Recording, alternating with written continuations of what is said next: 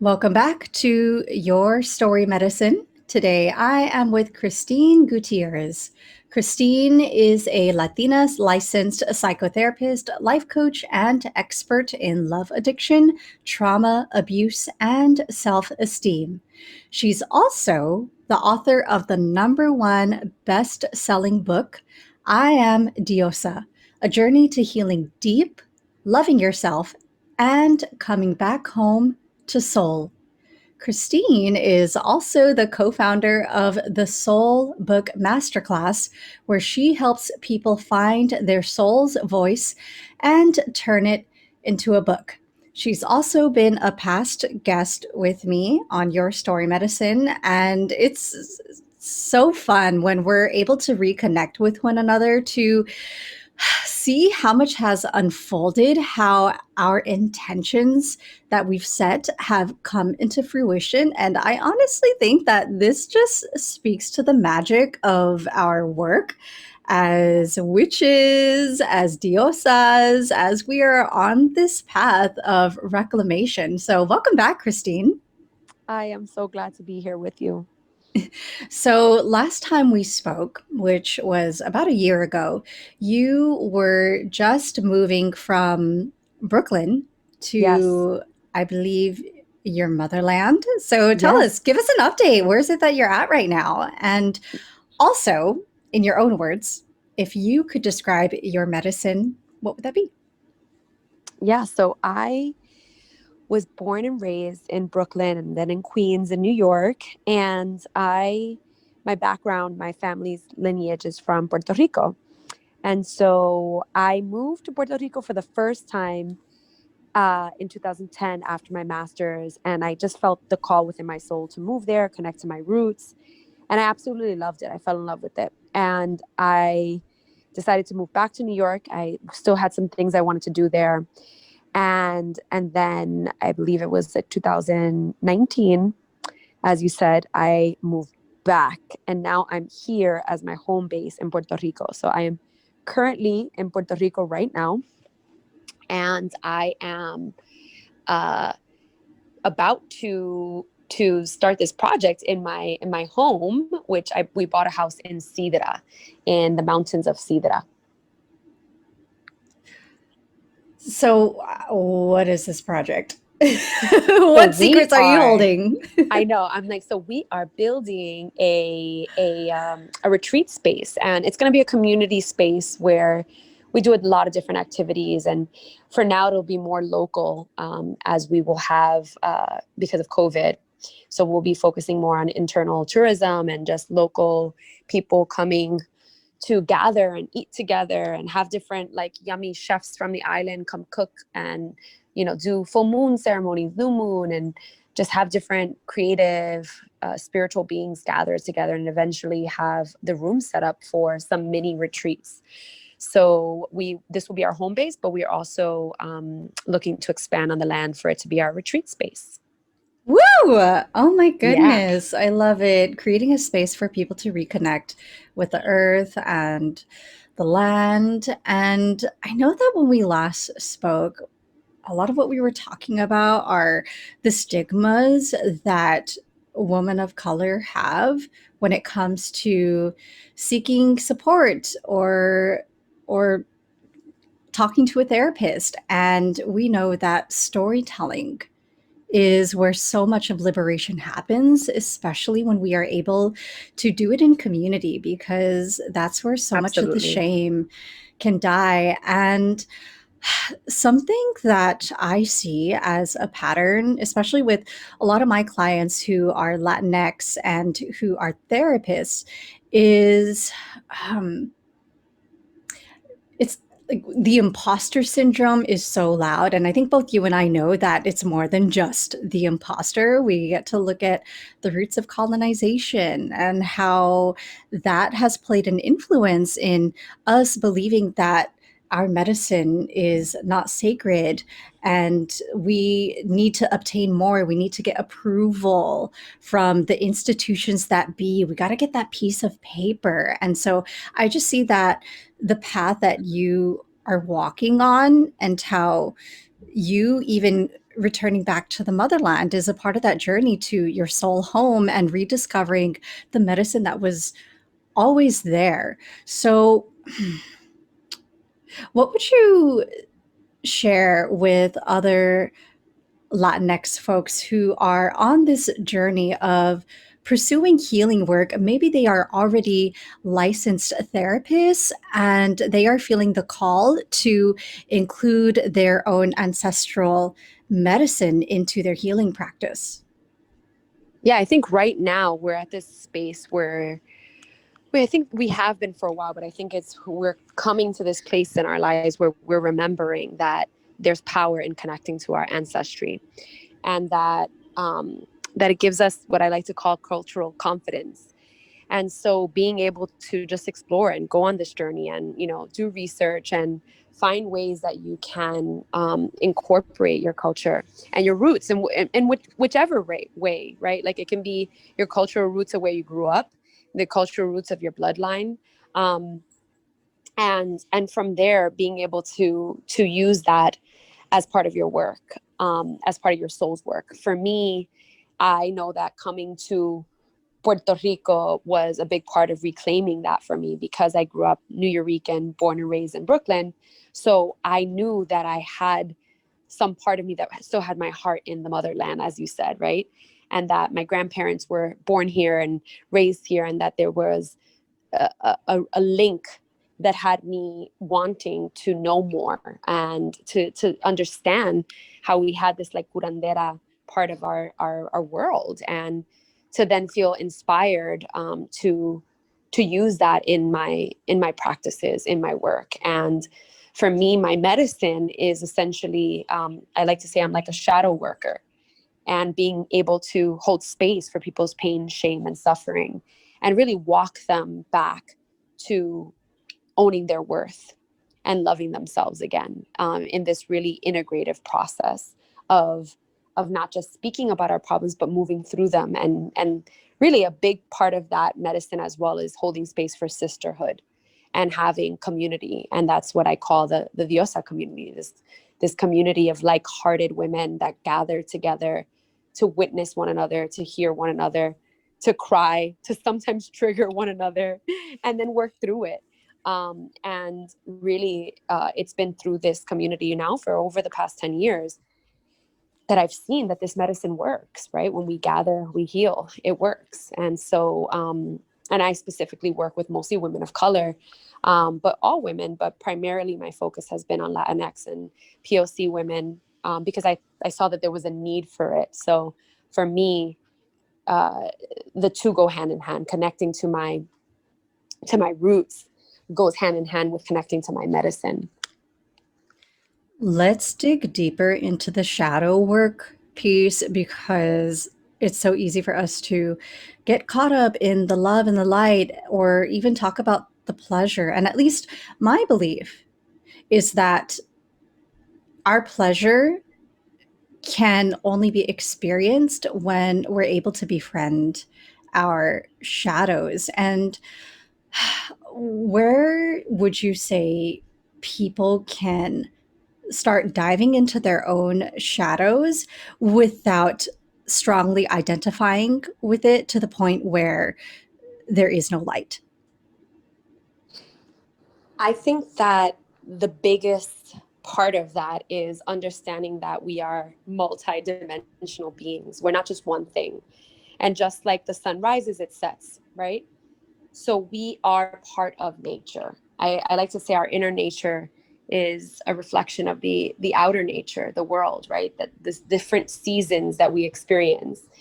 And part of being able to do the heavy lifting and to do the shadow work is so that we get to enjoy our lives.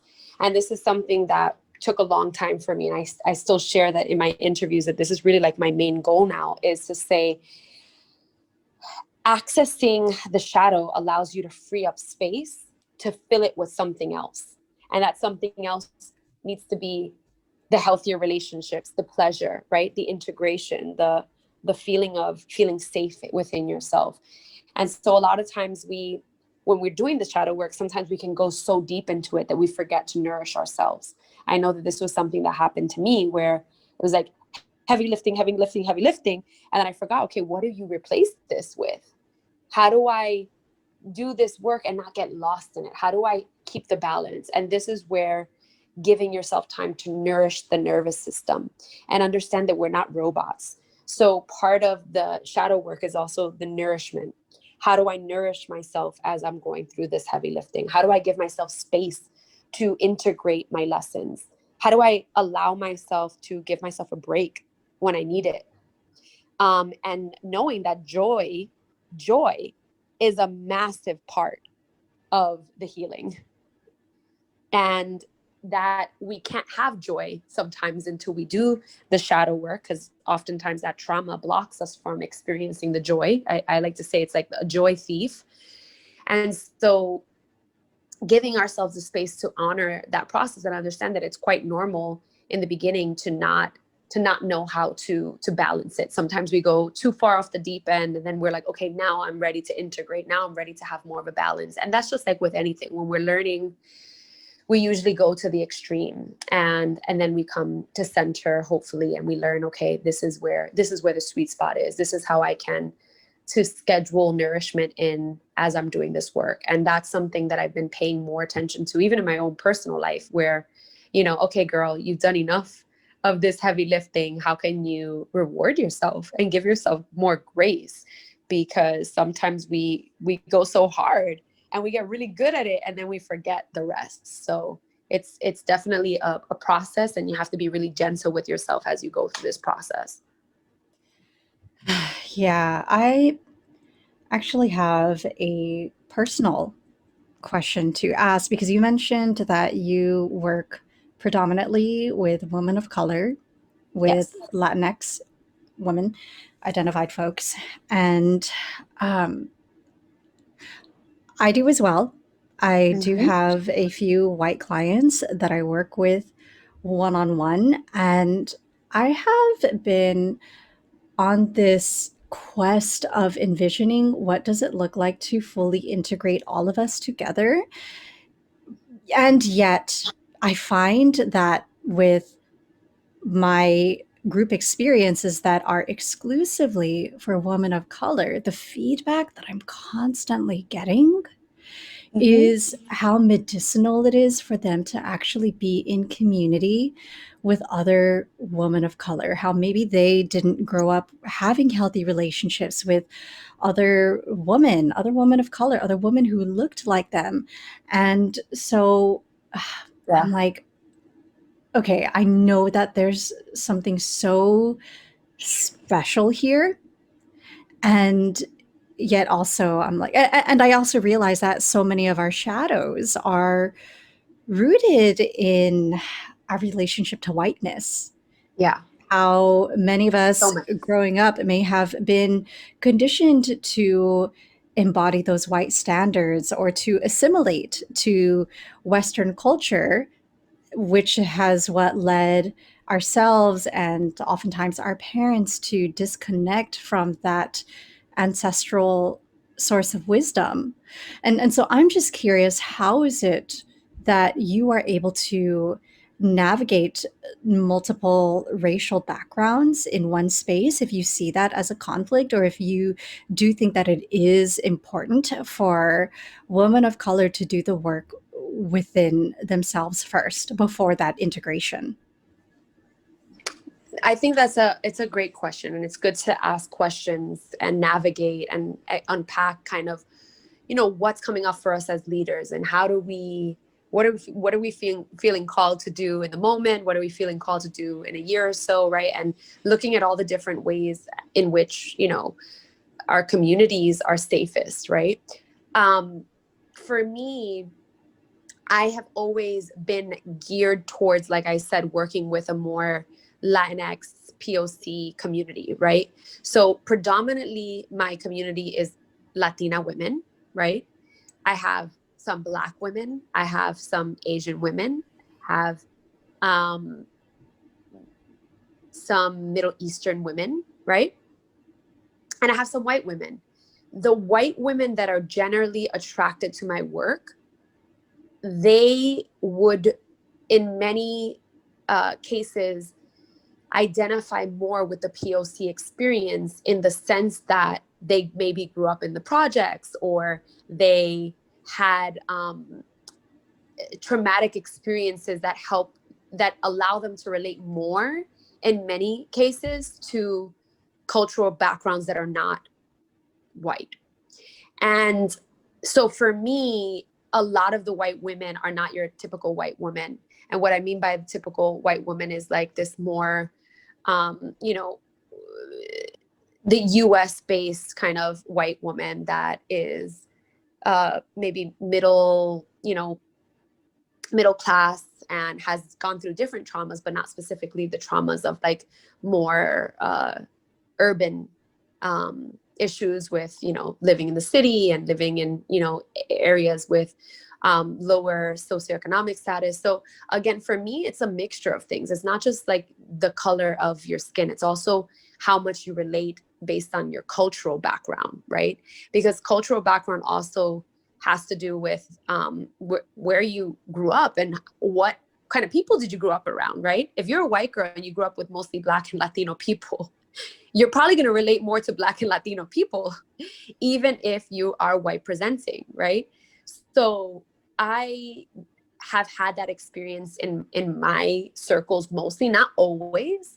But what I find is that when the majority is a POC experience, which it always is in my case, most of my retreats are, I would say, if there's 15, it would be maybe one white person ratio to Latino, Black, POC, right?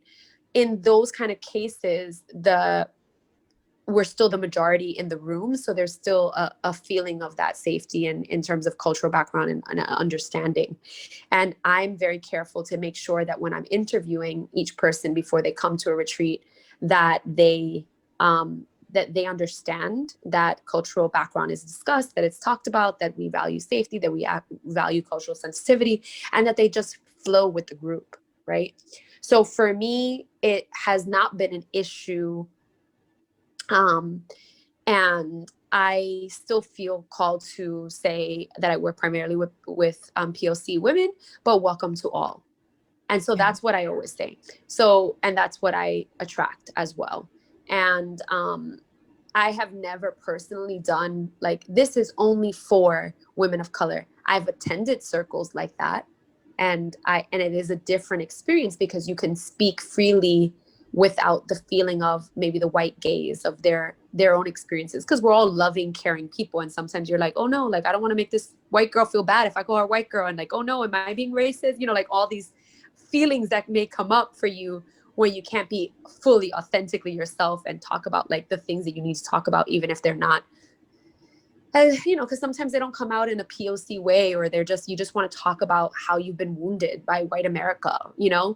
um and so I have been in spaces like that, and they've been deeply nourishing for me.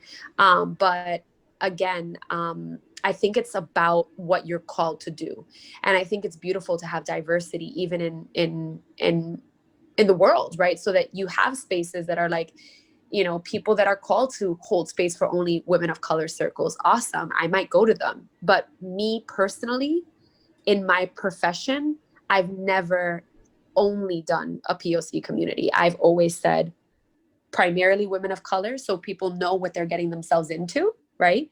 And actually, most of the white women that join, even my like membership, the Diosa hood, they will message me first and say, hey, I noticed this is mostly a POC experience. Is it okay for me to join? I want to make sure that people feel safe.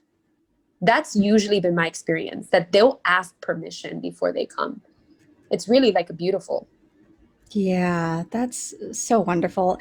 And so I feel like those of us who choose to walk this path of entrepreneurship, if that's what we want to call it. Yes. I think I still have this vision whenever I say that word. I'm like, oh, like Jeff Bezos, older Uh-huh. or like middle aged, young, techie white dude. And that's like, we're polar opposite of that. But we are creating the very spaces it is that we prayed for. Yeah, And I we see are. this as our means of creating an alternative.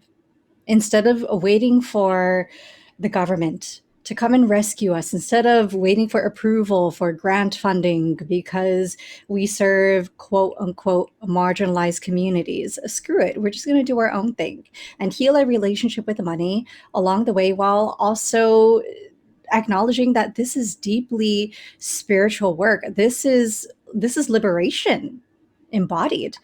And Absolutely. so I'm curious for you, it's like, okay, is Christine a trust fund baby? How is it that she's been able to build this successful business and now she has this membership? Obviously, I know that those things aren't true, Yeah. but tell us about the journey of what is it that inspired you to create this kind of space?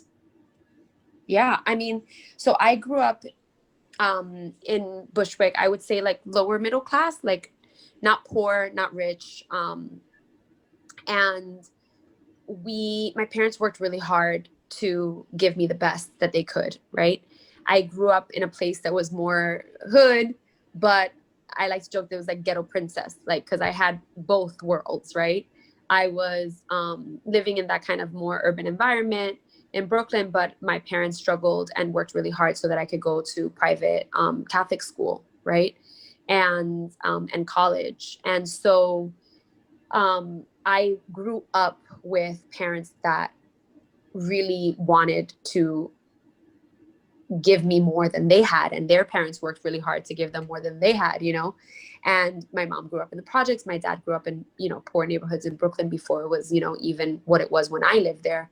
um, and especially of course now because of, you know, all the gentrification, which has not been the best, but they showed me that kind of work ethic. And I had, although I had trauma in my house, I also had love, right? And so that gave me some grounds to be able to dream, to be able to, um, even though it was chaotic, that I still had education. And from there, I was able to, you know, one amazing thing that my parents always supported me with was, you're so smart. That was something that was never, I mean, there was name calling, there was a whole bunch of other things, but definitely there was this feeling of I could do anything that I put my mind to when it comes to work. And so I think that that really helped me in terms of believing in myself, at least in that area. And I always had this desire to help people ever since I was younger. I remember, you know, walking down the streets in Brooklyn and just seeing homeless people and wanting to talk to them and wanting to know their story and just feeling my heart broken for the world. And like I would cry a lot. Like I was very sensitive. I knew that I needed to help make the world a better place. And so that inspiration from my soul um, led me to not stop, right? Give me that like fire to be an entrepreneur, to create my own business, not having had funding, not having grown up with, you know, parents that could give me, you know, $10,000, $5,000 to even start a business, right? And so I hustled, and I also did a lot of underground things. I won't even get into this podcast. Maybe we could do a whole nother podcast on it. But, you know, I did whatever I could. And I was always trying to find ways to hustle and make money. And then I nannied for a while. You know, I did everything that I could. I nannied. I was a shot girl, like at random hookah bars. Like I sold products, and I simultaneously was building my business. And as I was building my business, I was just doing what I loved, and I was helping the community, and I was learning, and I was growing it, and I was, you know, listening to free stuff on YouTube. And I got a mentor, and I asked her how I could help her. And then I got free mentorship because I was helping her, you know, with my time by helping her organize files or helping her figure out her next program. And I really dove into that world of, you know, personal development and spirituality after getting my master's, because I knew that I didn't want to just be a traditional therapist. I knew I had too much creativity in me. I knew I wanted to be more spiritual. And I learned, and I gathered every freaking resource that I could get. I joined every free business coaching thing that you can find in New York at the time when I was living there. I signed up for all the things. especially for those free resources, the SBA. I was always very motivated to figure it out. And little by little, I was actually looking at my little income kind of the first year what I made, and it was like $7,000 in the whole year, and then 20,000, 40,000, 60,000, 200,000, and seeing those numbers like go up and up and up. But it took time for me. It wasn't just like an overnight thing, and a lot of consistency and love, because the love for the work helped me just show up. And though I had big goals, I was still really grounded and rooted in my hard work every day. First of all, I just want to say that I am jumping up and down because I see so many intersections with your journey and mine. And I'm sure that this is common for a lot of people who didn't grow up with those resources at hand. Even though I've never had to do anything for myself that felt out of integrity or uncomfortable to make money, I still give so much credit to people like sex workers or what is it? I like what society would deem as drug dealers, Yeah. as being the first responders to their community when there was no access to to healthcare, to medicine, and the women who are there to be that source of comfort when there's a lack of intimacy. And like, I just pray that we have protection for anybody who chooses to carve out this own path, and we can trace the roots of why people even need to go into those extremes, because capitalism and whatnot. But I'm also just like, yes, SBA, girl. Yeah. I refer all of my clients to the SBA. I'm like, I do not know everything about business, but guess what? There are resources available in our community who can help you start. And Yeah. so I see you. I've also been on that mentorship grind. One of my coaches, Lisa Nichols, people are like, how do I get in with her? I'm like, y'all, I put in a lot of hours to receive the guidance and the mentorship that I have today, with the hopes that I can pass this on to you. Like, Yep. this is our means of protest. This is our means of activism. It is. It is. And for me, and I will just say this, like I was in, I felt, for me, when I was, anything that I've ever done in my life has been a call from my soul, right? And while I wasn't a traditional sex worker in the sense that it wasn't sex per se, it was sensual body work. But for me, even that was part of my dharma, and so but it was this underground world, and that I'll probably write a book. My next book will probably be all about that journey, about sensual body work and tantra, and like how much I loved it, and that it comes to an end, but it was definitely like a big part of my journey, and also taught me a lot about being an entrepreneur, because I had my own sensual bodywork company, which years ago, and it was definitely not legal, but also like on the cusp of legal, like the gray area.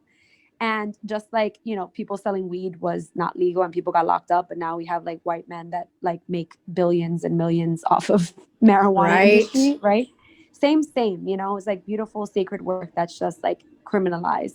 But in any case, that all of that, it's like that is the spirit of an entrepreneur, as long as you're safe, as long as you're doing it for the right reasons, because there's a whole bunch of other toxic things that are not cool and are very oppressive. We're not talking Yeah. about that, right?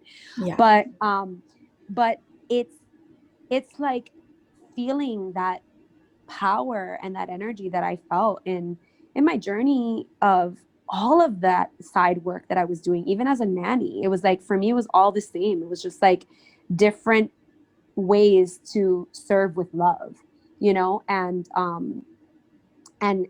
have some money as you're building your business, so that you're not freaking out every 2 seconds, so you have some stability. And I think, being your own investor in that way, by working odds and ends jobs. I'm not saying you have to do, sensual body work like me, but unless that's a calling for you, but really just finding things that are going to give you cash to help you learn, to help you invest into your business. And remember, you don't need to be so fancy when you're starting your business. You don't even need a website. You just start doing the work, and you start learning, and you start growing. And little by little, the work grows. And that's something that I think a lot of people have forgotten in this kind of day and age where they're like, want everything to be so fast and so quick. And it's like, sometimes it does happen fast and quick, and sometimes it doesn't. But if you love what you do and you do it from your heart, I do believe that spirit rewards you. Look, sensuality is so much of the secret sauce because when we can tap into our sensuality, we are able to embody what it is that we want to call in more of. And for me, it's like, how is it that we can lean even deeper into pleasure? So I know that when I'm working with my clients who are all women of color, at least in my group experience, a lot of them come from higher education. They went through the system and then they feel like they can't even connect with their own communities anymore because maybe their own community members as see them as like too smart or too Yeah. good, and it's just like, to me, that breaks my heart. And yet there's this constant seeking of approval even for me. And I'm like, I'm not your professor. I'm not your teacher. You are a liberated, sovereign being. And let's just use this moment to move our hips, to tap into our sensuality, to get Mm-hmm. out of our heads and into our body.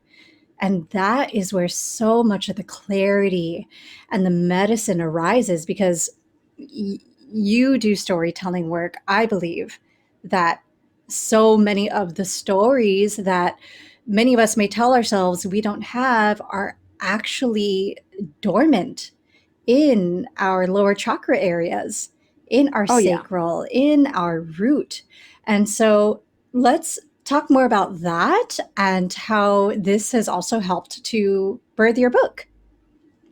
Yeah, so I'm a Scorpio. I think we've talked about this before, but for those of you that don't know, I have always felt this connection with God and my sensuality. For me, they went hand in hand. So when I discovered tantra, when I discovered sensuality had a whole name and a whole history, I became really devoted to understanding and seeing where sensuality lived within the world of spirituality and how they were not ever separate, and how just mainstream religion had demonized something that was so natural and so beautiful.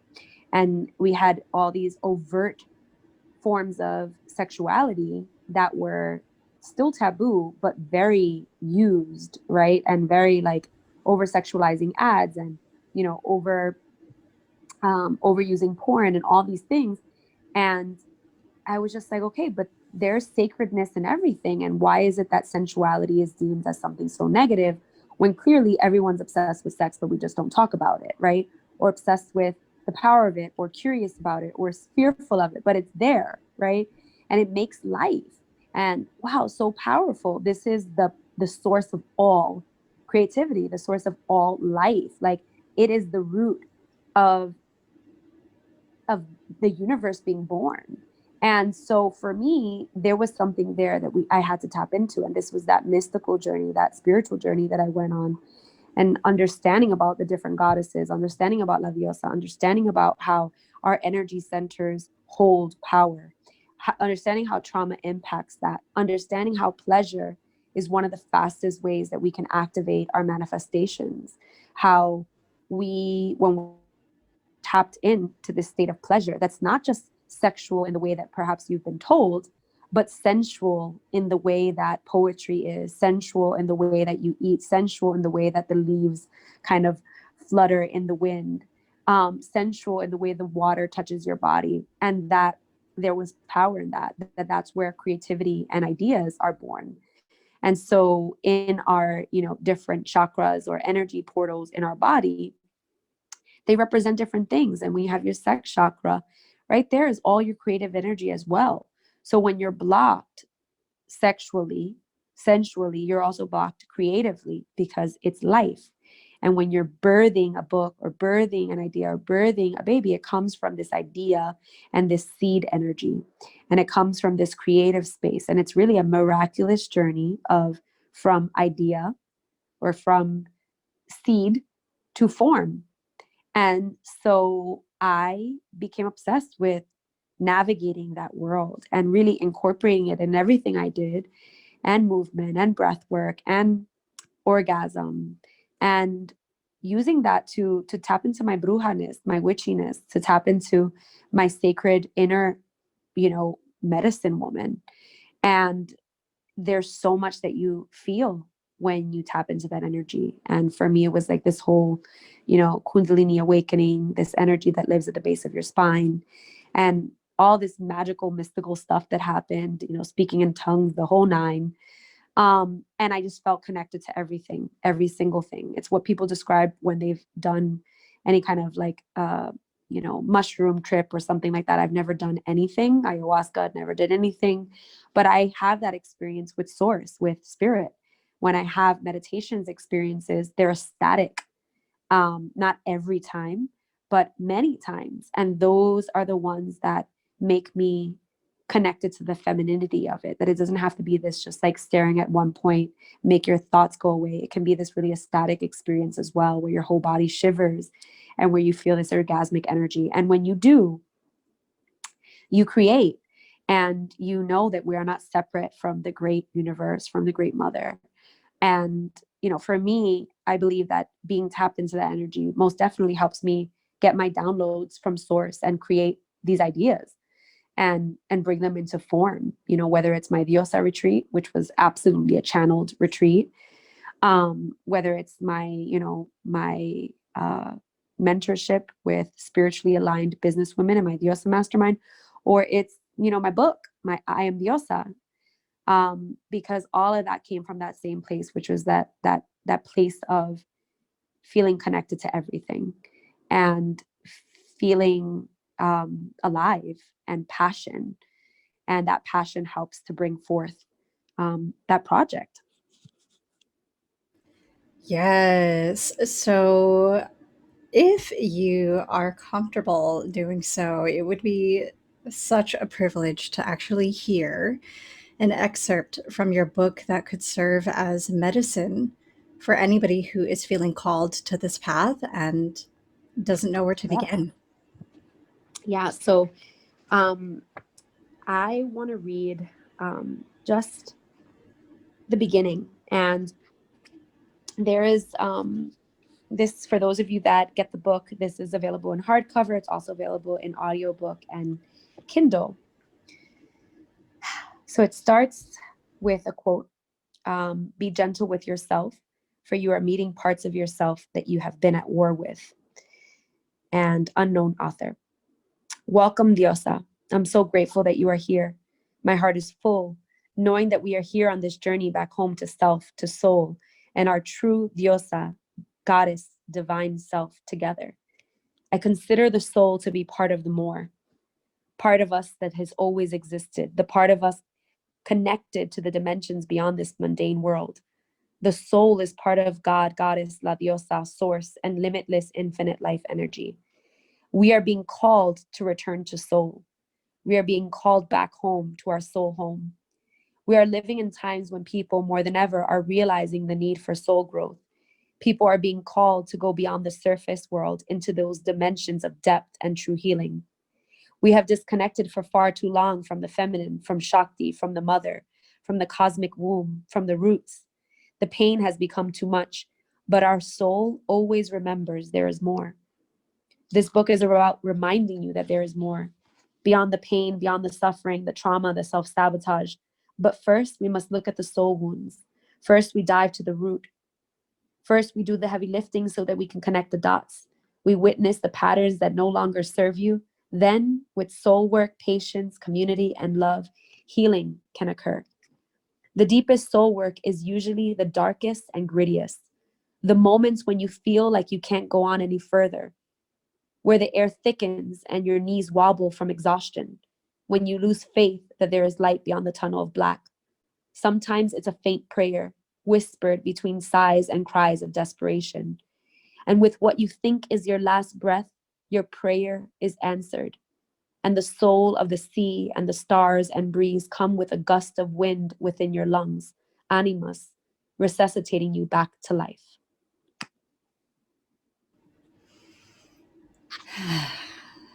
Deep belly sacral inhale and exhale from your words. What I love so much about this concept of soul home, I don't even like calling it a concept because it just is Yeah. that for any of us who have felt disconnected or have been displaced from our ancestral roots, our home goes beyond a physical location. Oh yeah. Oh yeah. And it can be found anywhere that we feel alive, you know. And Dr. Clarissa Pinkola Estes is a huge inspiration to me and to my work. I got to study with her in person, and she talks about that. And she talks about how sometimes we need to go on a journey, right? And there's many, obviously, journeys that we talk about, the hero's journey, Joseph Campbell, but this is instinctual. This is across all different spiritual paths where we are meant to sometimes leave in order to find ourselves. And it can be a journey, a spiritual journey. It can be a shamanic journey where you are literally just in the same place, but journeying into different dimensions. It can be a journey where you're traveling, but finding the spaces and the places that make you come alive and that make you feel like you, where time stops, where you can go beyond this realm and just kind of move beyond um, all that you think you are to find out who you really are and let go of the pieces that no longer belong and put the pieces back that do belong. And so, you know, for me, this work is necessary work for women and for all humans, but specifically for women, to be able to remember who they are and to remember their power. We have so much power and so much uh, purpose in us, and we really are here to change the world. And we change the world in such small and big ways. You know, changing the world can just be as radical as taking care of yourself and remembering to love the parts of you that weren't loved when you were growing up. That's a revolutionary act.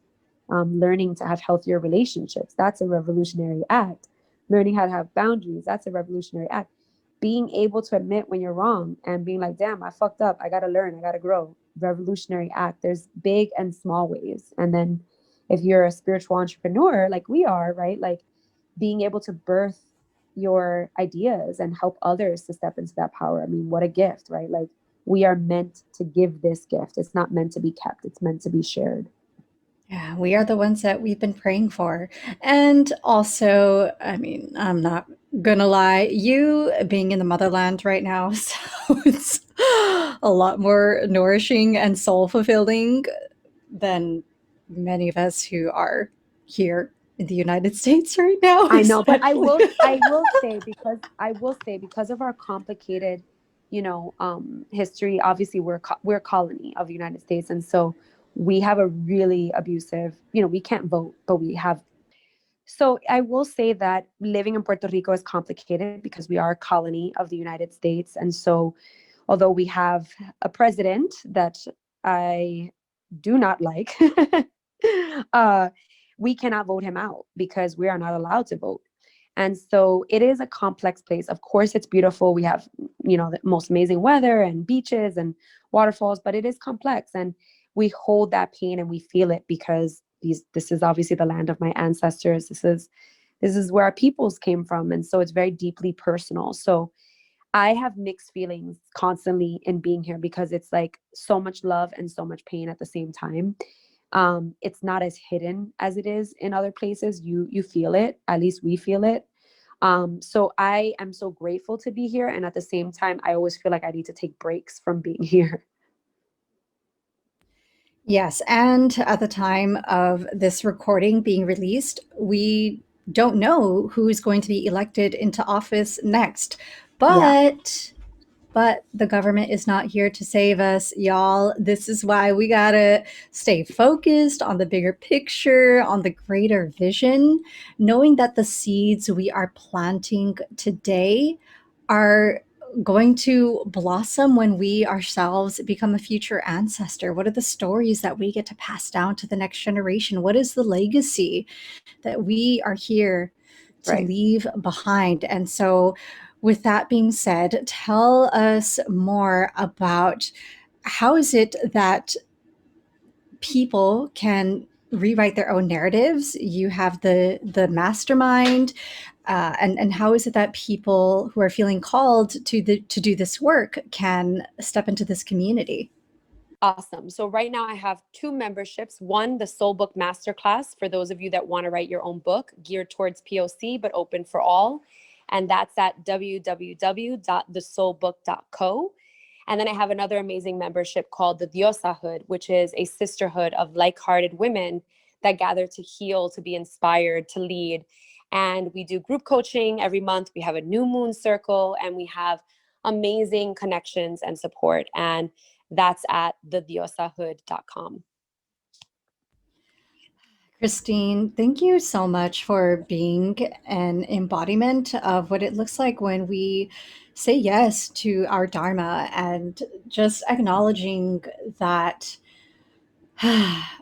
whatever it is we have gone through in life, we can write our own stories and we can see it come to life. And I'm going to link the last interview that we did together, which was all about creating our altares. And I know that when we did that interview, we were just sharing our dreams and our intentions. And it is so beautiful to see all of that come into life in the physical realm today. So I encourage you all to follow Christine's journey. When you surround yourself with other women, other diosas who are on this path, you also get to receive this medicine, this frequency, because I promise that there is enough to go around for all of us. And you can also follow her at Cosmic Christine. Thank you so much, Yes. Christine.